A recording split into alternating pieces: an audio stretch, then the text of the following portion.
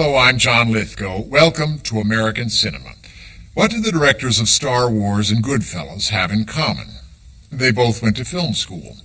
Yet when the filmmakers of this generation graduated in the 60s, they had no plans to work for the studios. In fact, if Hollywood was on their minds at all, it was as an example of what they wanted to do differently.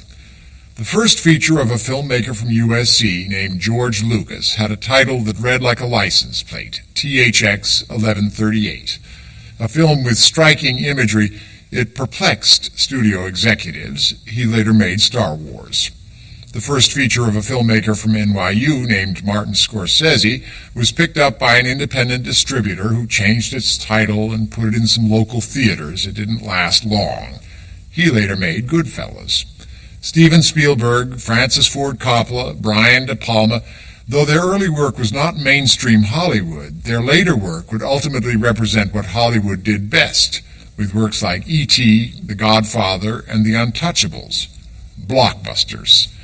We're going to look at a band of filmmakers who thought they could change the world, and they did. The film school generation.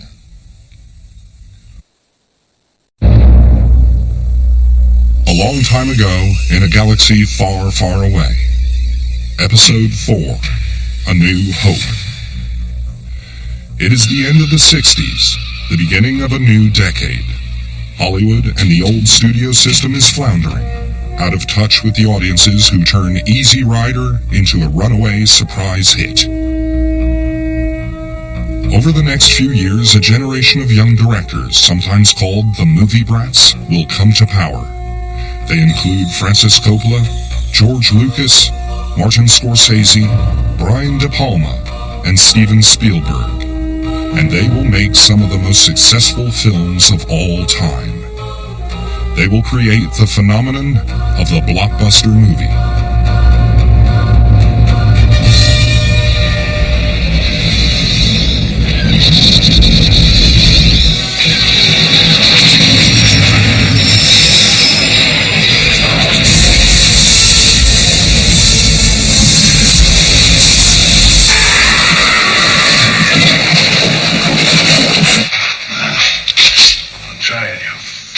Buddy, look, the lady obviously doesn't want to have to... Look, Creep, you want a knuckle sandwich? In the beginning, however, only two things distinguish them from old Hollywood. They have beards, and they almost all went to film school.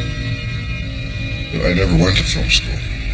But when I went to Royce Hall one day to see a film festival of combined UCLA and USC student films, that's when I first saw George Lucas's work, THX 1138, the short. And I met George that day, and I realized that there was an entire generation coming out of NYU, USC, and UCLA, and I was kind of an orphan, abandoned in Long Beach at a college that didn't really have a film program. So I even redoubled my efforts at that moment to attend those two universities, and every time I went in with my application for transfer, they kept saying, no, your grades aren't high enough. And remember, one teacher at USC said, you're probably going to Vietnam anyway. Well, for me, before I went to film school, I was interested in maybe becoming an English major or becoming an anthropology student. I wanted to go to art school and become an illustrator.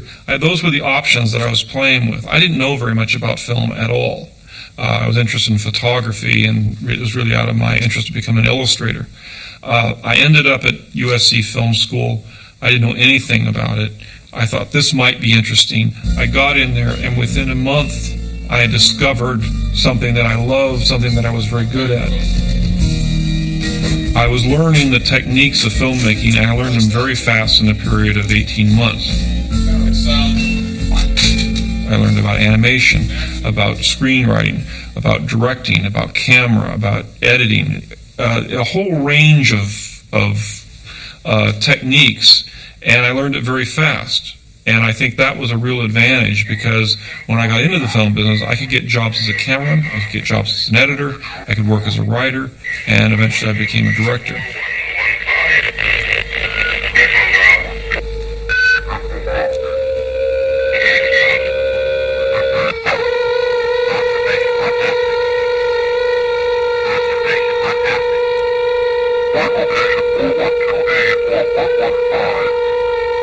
George Lucas, I remember, did the first film. He spent his money and did the first film in color. That was a big breakthrough. Somehow he'd gotten the Navy or somebody to process it. People would take their money that they had in their allotment of film and try and make the longest possible film, which was often just hideously boring. But they did achieve something. It was long. Feeling big never feels bad. Money, pictures, and sex. It's kind of the same. It's interchangeable. Sometimes I don't know whether it's sex and pictures that I'm working on or pictures and sex. And I just really don't know. Like, well, even you've got an interchangeable medium, or come on. I think it's interesting that Coppola who's the eldest of the group, went to UCLA, which was a film school noted for a more personal kind of cinema, as opposed to USC, which was always seen much more as a film school gearing people for the industry. Their films, ours were trying to be, professional and imitative of Hollywood. Theirs always had beautiful naked girls running through graveyards. That was kind of a standard scene in any UCLA film. They were, I guess you could say more left wing, a little more far out. They used more powerful chemicals, and, they smoked stronger things.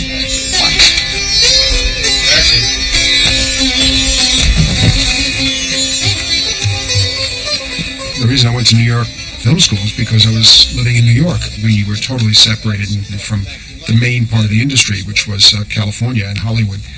We always felt that the students on the West Coast, USC and UCLA, in a funny way, were able. This was our imagination. I think to a certain extent it may have been true too. They're out in the same city. They might have more of an ability to feed right into the industry, and to a certain extent, the type of films that were made by California students, I think, they looked better in a sense. They were slicker, but not in a bad way. I mean, in a good way. They had more command of craft. Whereas in New York, if we got an exposure, we thought that was pretty good. I mean, if something came back on the film, it was great. Technique was not as important to us as what the film had to say.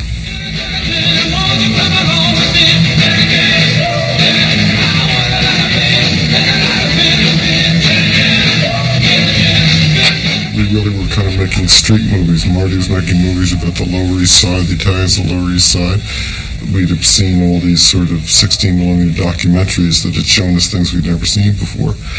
And in the combination of all the crazy things going on in the theater with Grotowski and environmental theater and interacting with the audiences and a kind of very strong black movement at the time, an anti-war movement. So all this stuff was sort of churning around in one's consciousness.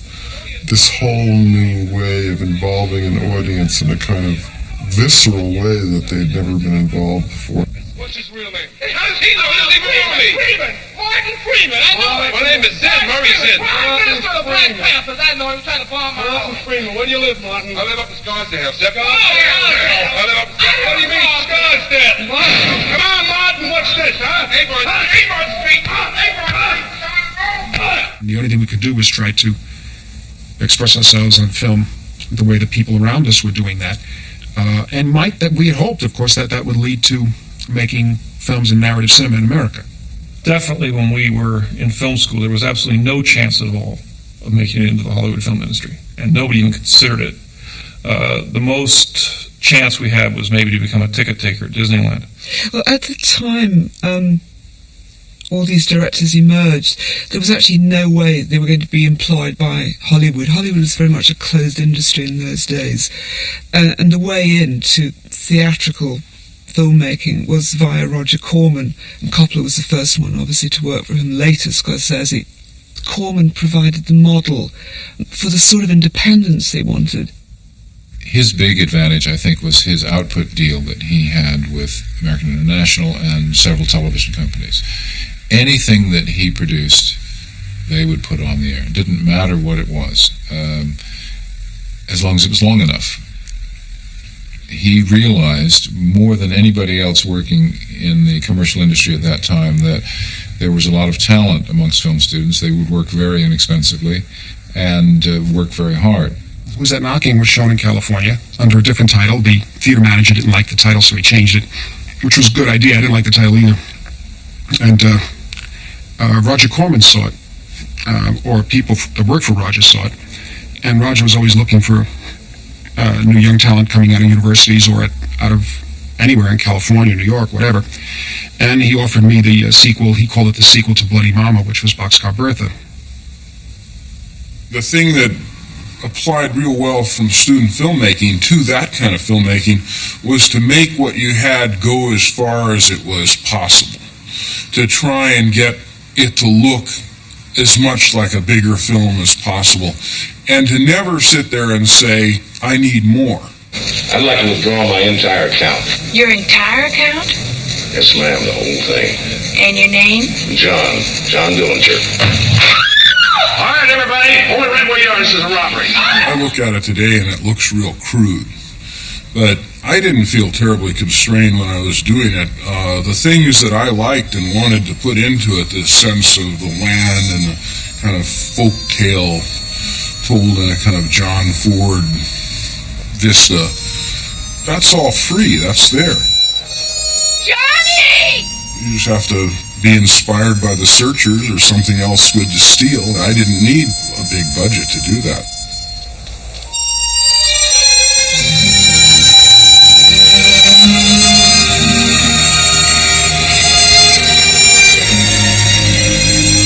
In those days, that was the end of the 60s. The studio system, which had such force in the 30s and 40s, and had such difficulty in the 50s, was really nearing the end of its thrust. But it was still in place and still wielded a considerable amount of power and held things in a considerable inertia. So the option of 25-year-old kids who were interested in film was not as clear as it is today to get into the industry, because once you got in, it was kind of unnerving how sclerotic it was. The studios were still turning out films like Darling Lily, and they did Paint Your Wagon, where Clint Eastwood and Lee Marvin got to sing. They were all trying to repeat the success of Sound of Music and My Fair Lady with little success, and a lot of the studios were close to bankruptcy. Some studios were put on the block. A number of executives lost their jobs. And there was a real fear in the executive suites because they weren't at all sure what people wanted to see, particularly what young people wanted to see.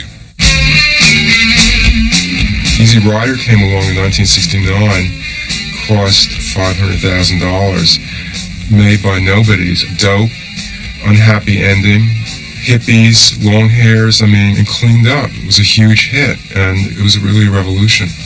These old guys in the studios had the foggiest idea of why this film was so successful, what was going on, and all they knew was that there was a guy named Dennis Hopper who directed it. So they grabbed onto the directors as saviors. Although that's a film I wasn't part of that culture, but it did open a lot of doors for many people in California, and at the same time, giving youth a chance behind the camera, and almost a deification of the director. The Rain people are people made of rain. And when they cry, they just... One such deified director was Francis Coppola. Coppola's dream was to run his own studio, to be called American Zoetrope. Where did you hear about the Rain people? I don't remember. Were they in a story someone told you? No, it's true. Did you ever see them? Francis wrote a script that involved a cross-country journey. It was supposed to be kind of an existential leap into the unknown. In fact, they wound up in Nebraska. And they said, if we can do this in Nebraska, there's no reason that we have to be in Hollywood. And it was within 3 or 4 months after that Francis had made the decision to set up American Zoetrope in San Francisco. Francis wanted to own everything that he needed to make a film. He wanted to own the cameras, own the lights and sound, own the editing machine, and the building. He didn't want to have to answer to anybody. He wanted to be able to mount a movie 2 days after he thought of it if he wanted to. That grew to a bigger version of that later in the 70s, where he came back to Hollywood and bought this studio, this physical old studio, and that was the second incarnation of the Zoetrope dream. Every time I've seen a studio in different travels, Ardmore in Ireland, and my first impulse is to want to immediately buy it and bring a lot of people there, and start it going again. Yeah. But there are a lot of forces today that work against that. I'm all for studio-based pictures anyway. I felt like we were in that play Gypsy, and that, he was our mother. And whenever these people came in that had the money, like the investors from some shopping mall in Indiana, he'd say, dress up real nice, kids, and do the scene for them. And see, here's what I'm doing, this is what I have, and give us some money. And they did, and then he'd spend it all. But he had many more ideas. He said, eventually we're all going to be owners in this. That we're going to put you under contract, and see that in the parking lot right there. We're going to put a beautiful commissary with a glass roof, and his dreams, his imagination just going on and on and on to stuff that it wasn't really relevant to making the movie. But he had this wonderful idea for the artists, and it just never works. In a way, Francis attempted to be all of our godfathers. To this day he calls me Stevie, little Stevie Spielberg. I love it, but only he calls me that. But he would always sort of have us sitting at his feet listening to the way movies should be made, because Francis, of our entire group, he was actually a generation before mine, but Francis was the first young guy ever to make it.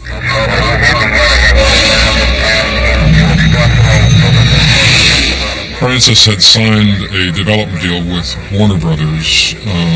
So the first film that Zoetrope produced under this agreement was THX 1138, which George had made at film school at USC. The challenge was to take a student film, which was 20 minutes long, and expand it into a feature with a story that had a beginning, middle, and an end, and yet had something of that crazy futuristic vision that THX had. The truth of it is, I was very involved in non-linear filmmaking and non-story, character-driven scenarios, and I felt this was a chance to sort of push the envelope, to do the kinds of films that I had been doing in film school and do it on a grander scale. We kept saying that this is not a film about the future, it's a film from the future. So there are things in the film that are mysterious that we don't bother to explain because in the future everyone would understand this. But, it still has a car chase. It still has a romance. Has an escape.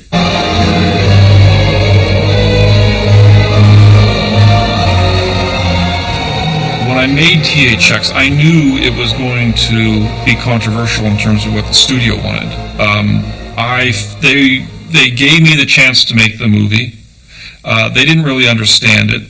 It was the opportunity of a lifetime, and I even said to Francis, I said, I'm never going to get a chance to make a movie like this again. I'm really going to go all the way with this, and if it destroys my career, I guess that's what's going to happen, but I'll never get this shot again. So I took it. This was the time to make it. If there was any time at all, this was going to be it. So there was a great deal of urgency about that, and a lot of energy. We did everything and anything, to get in there. Pain in Hell has two sides. The kind you can touch with your hand, the kind you can feel in your heart, your soul, the spiritual side.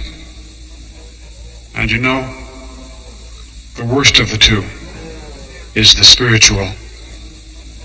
Marty knew every setup, every shot, and he had it all drawn out so he could literally show his cameraman exactly in pictures how the shot would look. We were doing 27, 28 setups a day, which is phenomenal.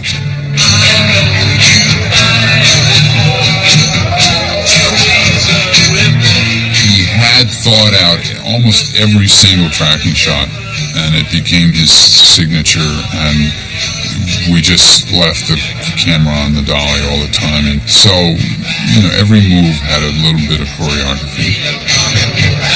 Marty today is much calmer than he was then. Marty was about to burst at any minute in 1973. I didn't even think the film was going to be released. I just got the money to make it. I thought these guys, it's great. They gave me the money, and maybe someday it'll be shown. I said, I doubt this picture's going to get on the screen. I borrowed money all over this neighborhood, left and right, from everybody. I never paid them back, so I can't borrow no money from nobody no more, right? So who does that leave me to borrow money from but you? We went over to Warner's at lunchtime, and it was in a little screening room, and there was an executive there named John Calley, who was really, in a lot of ways, responsible for a lot of interesting pictures that got made at the time. I borrow money from you because you're the only jerk-off around here that I can borrow money from without paying back, right? And about 10 minutes into the screening, this waiter comes in with a tray of food, literally right in the middle of the picture, and says, "Who's got the tuna on rye?" And Marty is just dying. They're not watching the picture. They're trying to figure out their lunch order. And, this was just typical Hollywood arrogance.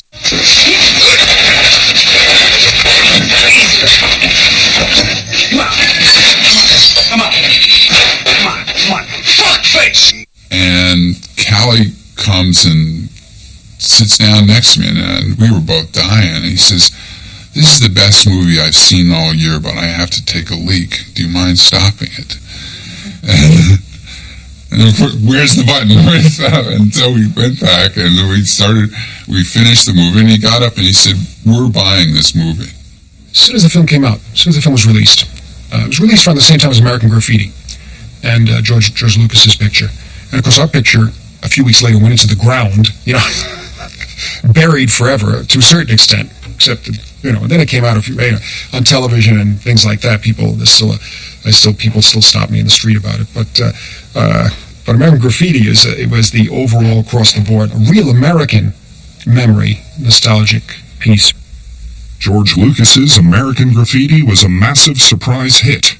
It cost less than $1 million and earned over $55 million.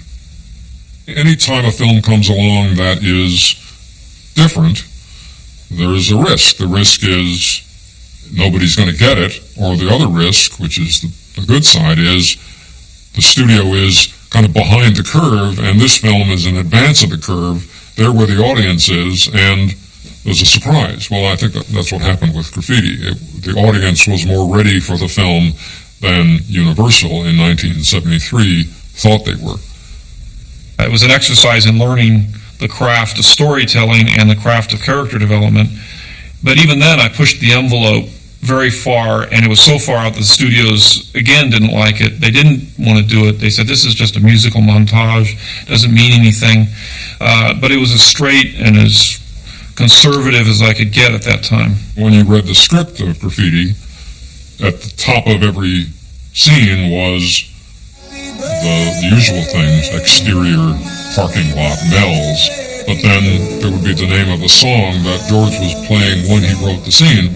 16 But the problem was that this was for every scene in the film, which is 45 scenes, which meant 45 songs. Up to that point, no film had ever contemplated anything like that. We developed something for sound that photography has always had, which is depth of field, meaning there are things in the front that are well lit and in focus, and there are things in the background that are less well lit and out of focus. We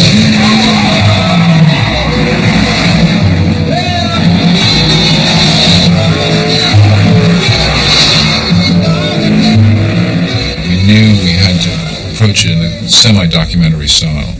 So, for instance, at places like Mel's Drive-In, What we really did was go around and change the light bulbs into photo floods and replace the neon with new neon. It had most of the neon had gone.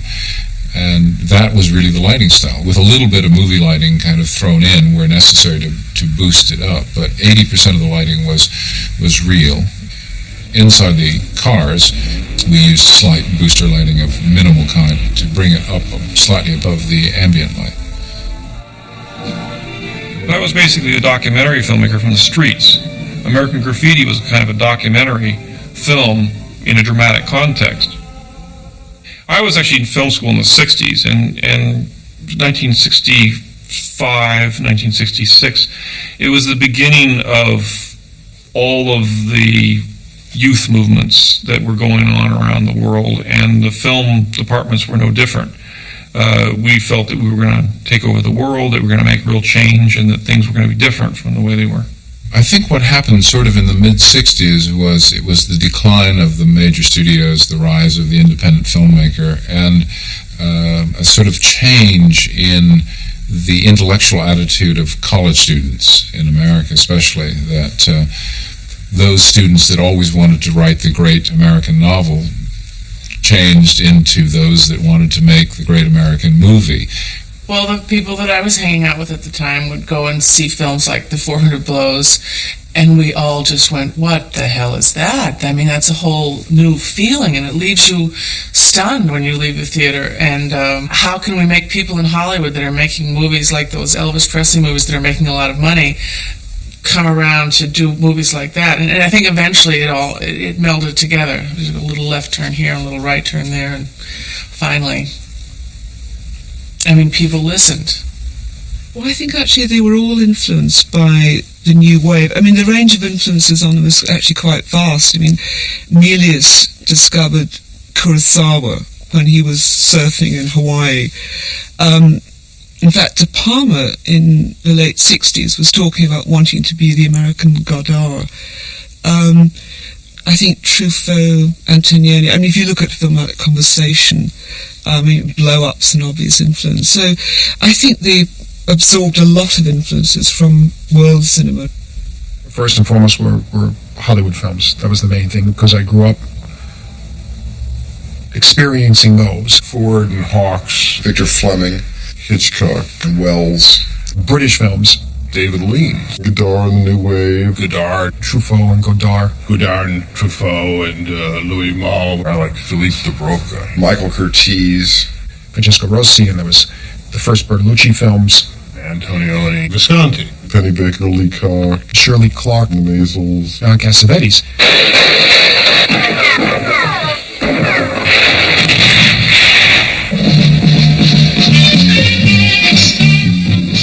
All these kids were steeped in old Hollywood movies, the movies of John Ford and Howard Hawks, and particularly in Hitchcock. The films were filled with homages to one director or another, or to one film or another, and often entire films, particularly in the work of Brian De Palma, became reworkings of, in De Palma's case, of Hitchcock's films.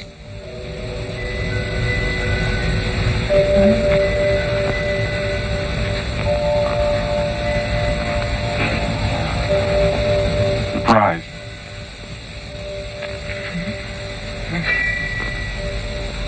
Hey, now you know you're not supposed to cut the cake until you make a wish and blow out the candles. Well, I was very interested in that period in my career of learning how to express things as clearly in film images as possible, and many directors, of course, drawn to Hitchcock. So I patterned something very much like Psycho, and then created ways of characters observing each other and following each other and learning all this specific Hitchcock vocabulary.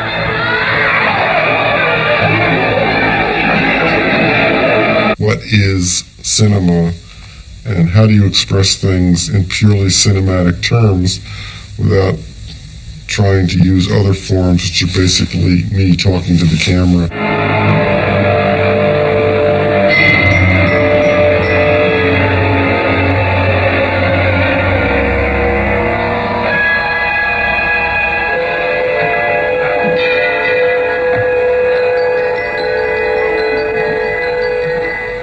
it did become a limitation. And even somebody like De Palma would say later in the 80s, after he worked off of some strong scripts like Scarface and Untouchables and Casualties of War, he, I think, eventually realized that he needed a stronger grounding in script than he had recognized, 5 years, 10 years earlier.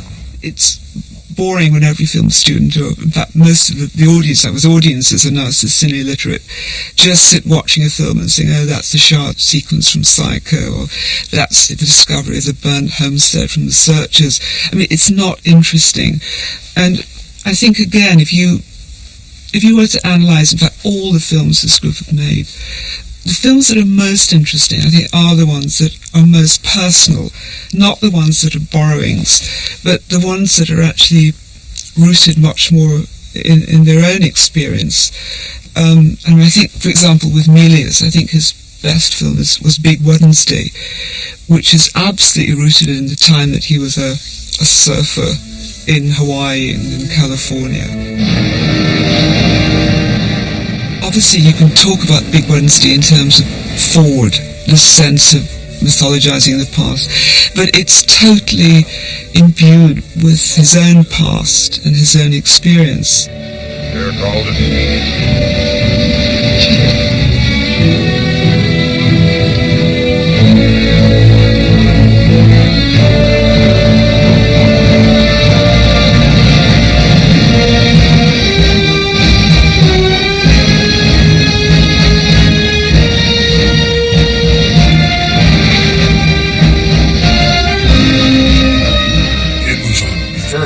Important film to me at the time because that was part of my youth, and I thought that that's what a filmmaker should do, is explore sort of personal things that you know.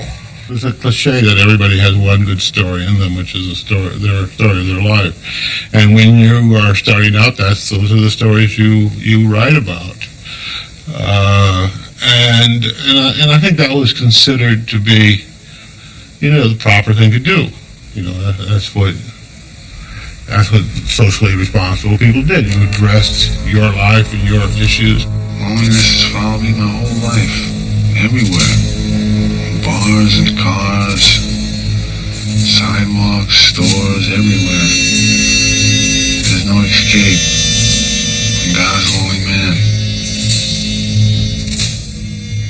At the beginning of the 70s, when the studios had absolutely no idea of what to make, if a director came in with a project and said, this project's going to make money, the studio's not going to say no. And so suddenly these kids who had been taught in film school that the essence of directing was self-expression, got to make their movies for the first time. It really never happened before. You could never make a movie like Taxi Driver. I mean, it was amazing that Taxi Driver got made within the system. I and Scorsese and De Niro each had some success in other films. And so then it got to the point where Columbia said, well, look, if everyone is saying somebody else should make it, why don't we make it? The price is right, it's low, we'll take the chance. So the difference is that even though that was hard, the studios did make those films. You make the move. It's your move. Outside of whatever charisma De Niro has. Talking to me? I can't think of anybody less sympathetic than Travis Bickle. You talking to me?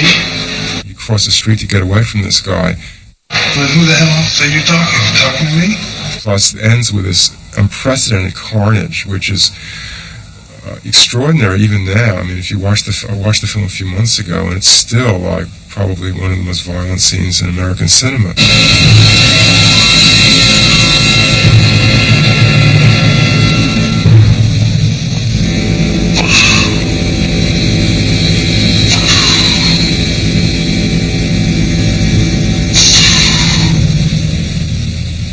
Any studio in the right mind would be mad to make a film like that, and yet the film did very well, only in the 70s. I would differentiate a lot between what Marty was doing and what I was doing, and say what George Lucas was doing and Steven Spielberg was doing. Because George and Steven really came from a very kind of populist middle American point of view and wanted to make movies that would move everybody. And Marty wanted to make movies that moved himself.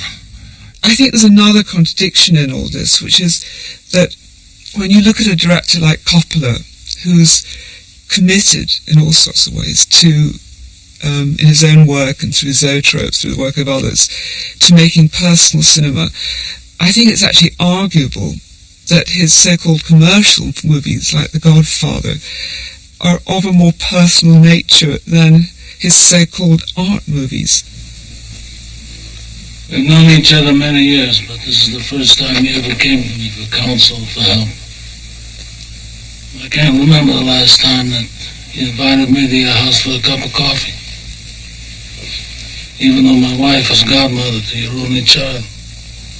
But let's be frank, you never wanted my friendship. And you were afraid to be my debt. The first couple of days of Brando, I remember getting a call from Bob saying, are we going to subtitle this? Because he had a mom talking like this, and I'm like, I didn't know what the hell he was saying. On top was the opening scene, he was petting the cat. The old he's petting the cat was the cat that was laying around the studio. And so the cat started purring, and all you heard was the cat purring and Brando mumbling something, and they started freaking out. And it was dark, and it was very unsettling to people on the West Coast. I believe in America. America has made my fortune. When we were mixing the movie, he asked Bob Evans and I, he said, if this movie does over $60 million, will you guys buy me a car, a Mercedes? We all both said, absolutely. $60 million will buy you a Mercedes. The day the movie did $60 million and $1, I got a call from the president of Mercedes-Benz in North America who wanted to substantiate that, in fact, I was going to pay half for a special car that Mr. Coppola had ordered. And I said, had ordered? He said, we're only going to build 3 next year, he said. One for Franco, one for the Pope, and one for Mr. Coppola. It was like $70,000. In January 1973, with box office earnings of over $81 million, The Godfather became the biggest grossing film of all time. Francis and George Lucas and Steven Spielberg did become the dominant force in Hollywood for a number of years, and still are the dominant force in Hollywood in one way or another. It was a generation that had its finger on some very specific pulse. But I'd even differentiate Francis from Lucas and Spielberg, who really were just, kind of tapped into the American psyche. With Spielberg, you see, it was a different thing. He comes from television, and we met in the early 70s, but he was a very different kind of person. When I turned 19, I made a movie in 35mm called Amblin, and that movie was seen by the then head of TV at Universal Studios, Sid Sheinberg, who's now head of the studio. And he saw the film, was impressed, asked me to come to his office to meet him, and he sort of bedazzled me by offering me the 7-year term contract and attempted to put me to work directing professional television shows. Bill, step back this much. If I did learn one thing from TV, it taught me to think quickly on my feet, to prepare, to plan, to know what I want to do when I get to work in the morning so that I can accomplish the job. And TV for me wasn't an art form, it was a job. I actually, because of television, didn't know for a while there whether or not I wanted to continue making film, because I felt that it was like working at a sweatshop, and I wasn't getting any of that stimulation, that gratification that I even got making 8mm war movies when I was 12 years old. And I didn't have that passion, because television sort of smothered the passion. It's only when I got into feature films, actually when I got into TV movies and made Duel, that I kind of rediscovered the fun about making films. And what's your name, sir? David Mann. How do you spell that, please? M-A-N-N, it's 2 N's. I'd like to report a truck driver that's been endangering my life. Your name again? David Mann. Duel was a film that was discovered in theaters overseas. And I remember taking my first trip to Europe. I'd never been out of the U.S. before. And going to Europe for the first time to do publicity for Duel and discovering a lot of people out there who love movies. I'm talking about the journalists, the writers, loved movies, cherished films, much more than I ever sensed that the American journalists loved and cherished pictures. But it was sort of idealized and idolized and lionized, and I felt wonderful about that. And I said to myself, "Gee, there really is a generation overseas that loves movies with a passion." He once mentioned to me that he liked to make, there were films and there were movies, and he liked to do films, never knowing he would become the biggest movie maker of all time.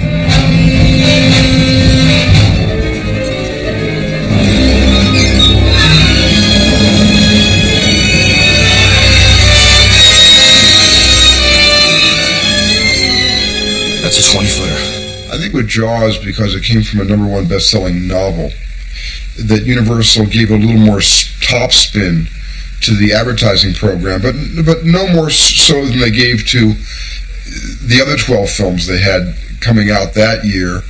I know that they didn't spend any more money on that film than they did on any other film in terms of publicity. Only after Jaws was a hit the first week in theaters, Universal began chasing the success to keep the film in the awareness of the public.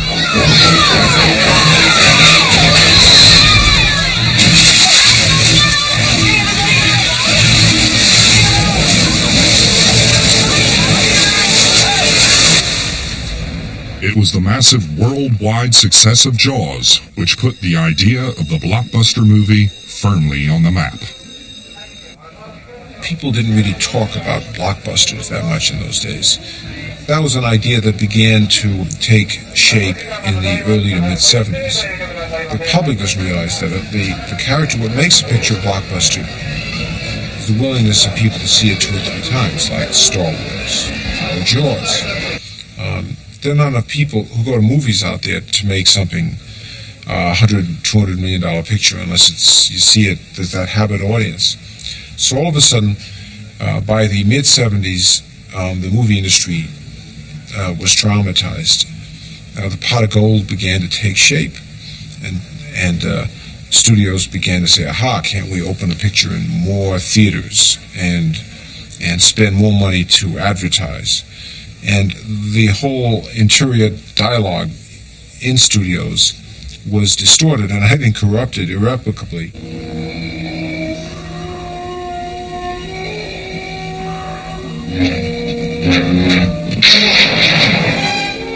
I made Star Wars. It was a very difficult film to make. There was a lot of problems involved. There was very little money, very little time. I finished it. I showed it to my friends. They said, "Oh, gee, George, I really feel sorry for you. This is too bad. Better luck next time." And then it became an even bigger hit. But I had absolutely no idea that it was going to be a blockbuster. I have you now.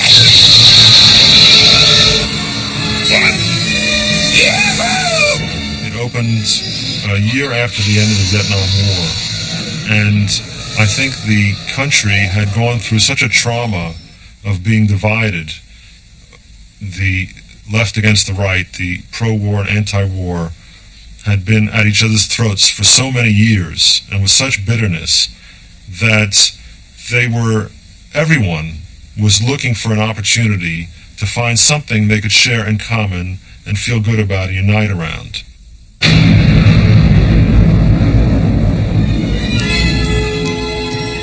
George told me that what I'm really making here is sort of like a Disney movie.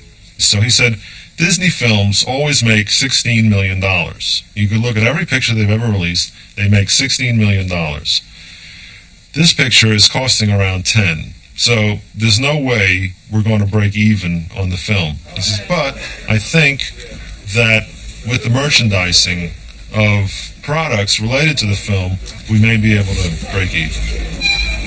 Star Wars for the first time brought in the concept of that a film represented franchise, that every movie could be sold in all of its little parts.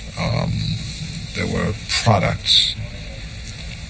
There was product placement. Every movie became an industry unto itself. That was something that no one envisioned, say, in 1970. I can remember at the time of Carrie, which was a success but not a blockbuster, that there was a sense with De Palma that he was obviously pleased by the response to the film, but frustrated that, I think, possibly because he felt the marketing hadn't been quite strong enough, that he felt Carrie could have done more, and there was an extraordinary desire to emulate the others and have this phenomenal success, which I suppose is something he had later with The Untouchables. You can't really be that experimental or that odd or idiosyncratic or follow your muse to some absurd end if you're trying to open in 1,000 theaters or 2,000 theaters and, do $30, $20 million a weekend. So that's a bit of a problem, and once you get that fever in your blood, it's hard to get it out. Every time a studio chose to make a film of me, they had hoped that the film I'd make would be on the economic level, let's say. The economics of it would become like a Godfather or like a Jaws, although my films are very, very different, And I didn't quite believe that. I kind of realized after doing New York, New York, that it wasn't going to be that way. Did I tell you to have that baby? Did I tell you to have that goddamn baby? No, I didn't tell you. You had it. Now you have it. Now keep it. That's it. Go ahead, keep hitting. That's right. Go ahead, hit me. That's right. You had it. Now you're crying when it gets tough. Be quiet. When it gets tough, you cry. And then the lifestyle started to get a little crazy there too, where you start to really be,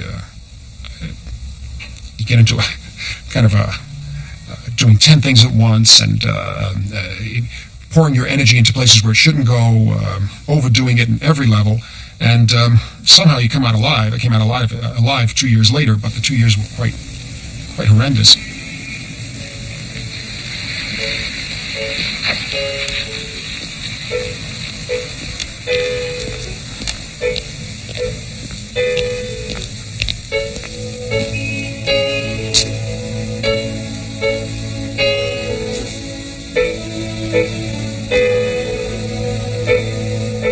Phenomenal amounts of power and success that was showered on some of them. Like Coppola, between 1972 and 1974, was Oscar for Patton through Godfather 1, through The Conversation to Godfather 2, was unbelievably successful. I don't think anybody, even Spielberg, subsequently had that kind of intense incandescence for a 2-year period. And the effects on someone's personality, who has to live through that kind of thing, is enormous, and then going off to make Apocalypse Now in the Jungle for 2 or 3 years, that tends to isolate a person. To me, that symbolizes the best of filmmaking and the biggest risk, in that you take a subject matter that's kind of taboo, you get a script you believe in, and you get a madman and say, here, take this money and go to some distant part of the world and see what you're going to come back with.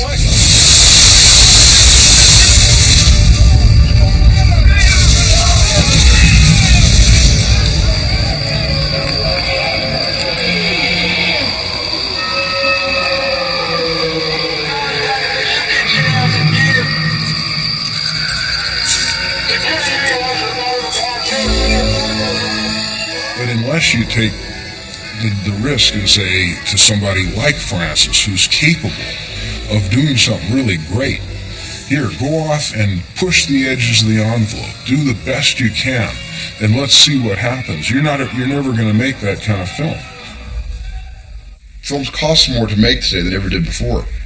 It means that the bigger ideas if I ever wanted to do the greatest show on earth, like Cecil B. DeMille, that picture today is almost not affordable. You almost couldn't go off and make a picture on the grand scale of greatest show on earth without spending between $65 and $85 million. So yeah, the pressure's on. Every time you make a movie, even a small art film, is costing $15 to $20 to $25 million. So it's not easy anymore going back to the old days when you got more bang for your buck. The amounts of money riding on a picture are so great that it tends to impede the creative process. You don't want to take those risks because you're afraid you're going to lose your shirt. I mean, one film can kill a studio, and essentially that's what destroyed the 70s. I found myself after Star Wars. One, it was very difficult. I had no money. I was under a lot of pressure. I didn't like not having complete control over everything, which I did have on Graffiti and I did have on THX. I edited them, I photographed them, I wrote them, I did the whole thing, and I had control. And if anything went wrong, I just pushed the guy aside and said, "Here, I'll get the prop." When Star Wars, I couldn't do that. It was way too big, and I had to rely on a lot of other people. So after I finished Star Wars, I knew with the success of that I had a chance to finish the saga, because I had this 3-part thing. Only I knew when I finished Star Wars, I wouldn't have the energy and the control by directing it, because I was down there in the trenches trying to direct. There was too much stuff going on above me that would sabotage the effort.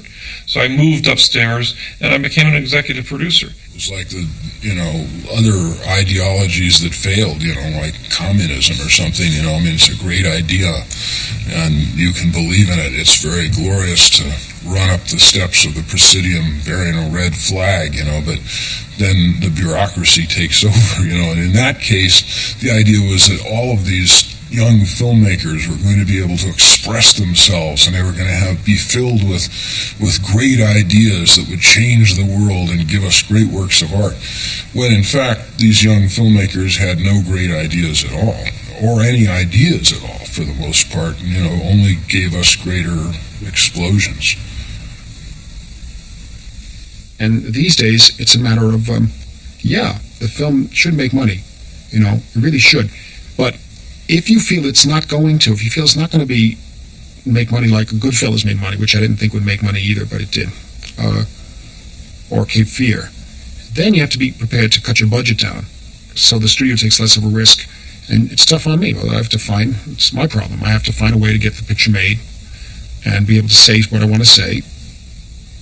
I felt then and feel now that the important thing is to keep working and keep making interesting films, and even if that means working at lower budgets or now working for cable television, that's the important thing. One opportunity has presented itself after another, and I've kind of moved along. I mean, if you had asked me 2 years ago if I would be producing television shows, I would say absolutely not. I never will go into television. And here I am doing television. I have no idea where my life is going to take me. Whatever feels right is where I go to. It was a golden age of filmmaking because we were all single, ambitious, and we were in love with film. And we're still in love with film.